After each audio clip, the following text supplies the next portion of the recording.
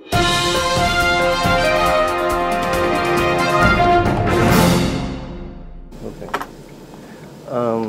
Dr. Villegas, Yes. you mentioned a while ago that you said that in how many years being 40, the Philippines is 43rd economy, and it's going to be the 16th. 16th, yes. I think that's a very bold prediction because Yeah. it means you are going to jump over Yeah. 27 economies in the world. That's right. So you mean to tell me that these economies will be stagnant and they'll just let us jump over them? No, they will not grow as fast as the Philippines. So, for example, the average of the Philippines will be 7 to 9%. Probably Indonesia will be 4 to 5%. Vietnam right now actually is slowing down to 2% because they have not developed their banking sector. They grew at 7% over the last 5 years, and suddenly their inflation went up to 20% because they don't have a banking sector that is modern. Yes, but these are just numbers, you know. But if you Yes. look at the reality, we're way below these countries that you No, mentioned. but precisely between now and 2050 is a long time. So they will be slowing down and we will be accelerating. So you just take a look at the acceleration versus the slowing down. I hope we're still alive by 250 because I wanted to check this Yes, prediction. yes, yes. Well, but that's why you're right. You're expressing the same skepticism as some of the people who reacted to this Hong Kong Shanghai Bank. But I'm saying my explanation is that it did not happen suddenly. It's been little by little through a long process, and the tipping point has come, and suddenly, you know, what has been our average growth over the last 20 years? 3 to 4%. Then suddenly, you start growing at 7%. So, I mean, you can even think of it in terms of a graph, no?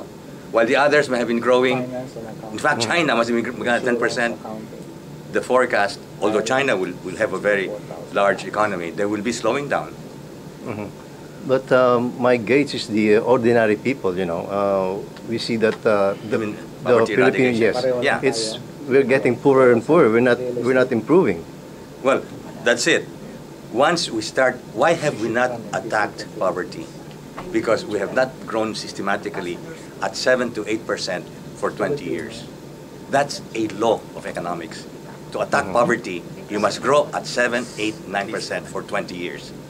And we haven't done that yet. But precisely, the forecast right now is starting 2012, we'll start growing at 7 to 9% for 20 years. And now you will see poverty being addressed. But I noticed that the government's attack on poverty is not, it's mostly on CCT.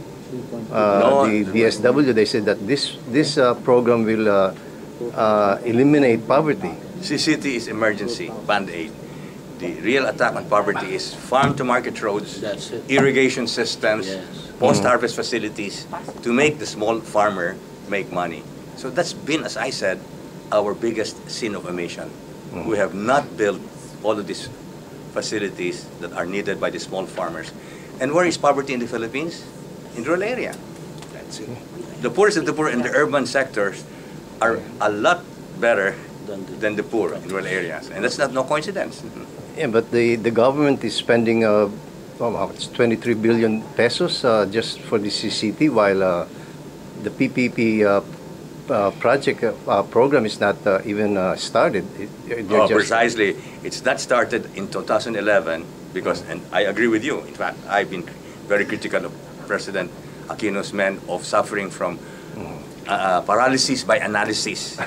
The whole year of 2011, analyzing, may corruption ba dito, may corruption ba dyan?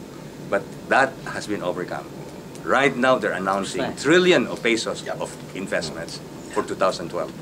And that is what will make the 7% possible. Okay, but you are the private sector and you're different from the government. So how will you be cooperating with the government when the government's focus is not really, I think, on infrastructure or... oh, you're completely wrong. Everyone in the government is focused on I think you've been away from the Philippines too long. Yes. Maybe. Yeah. But I've been reading... yeah, right now, everyone in government is talking about infrastructure. And You know, that's where we are not government. We are private sector. I know, that's why how are you going to... So you should trust us a lot more because we're the ones who are telling you what the reality is.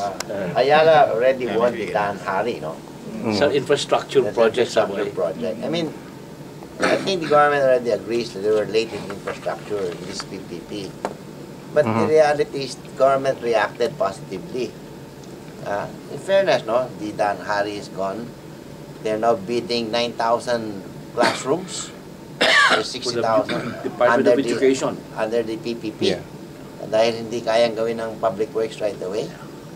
The Tarlac La Union Road is already coming in, and it's Which they are building, so I can which speak are with building authority. right now. Constructed. Cavite, they call it Cala, Cavite, Laguna is happening. They're now talking about the connector road connecting the NLEX and the SLEX Yes. and the C6. It's really going to happen. Admittedly, the first year was, of very... parang teething issues. Pero tingin ko, the government has got its act together. Especially sinabi nila na, 90% of the government's budgeted infrastructure for 2012 was already given to the agencies as early as January this year. The whole budget for the whole year, ibinigay na ng DBM to by January. In effect, the government understands the underspending of last year has to be corrected by more spending this year. And that is a reality. That is already a fact na nandun na yung pera. Never happened before. So, hindi lang lip service yung ginagawa ni President Pinoy. Yeah. Talagang late nga siya. Naghahabol ngayon siya. Nagkakrami ngayon siya. So yung Lahat ng tao. last year na underspending ng gobyerno ngayon, mag-spend talaga sila ngayon. Exactly.